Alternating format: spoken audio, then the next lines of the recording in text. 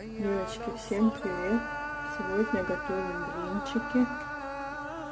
Вроде все получается.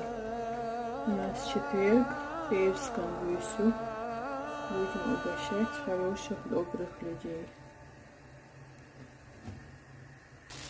Можно и что-то другое раздавать.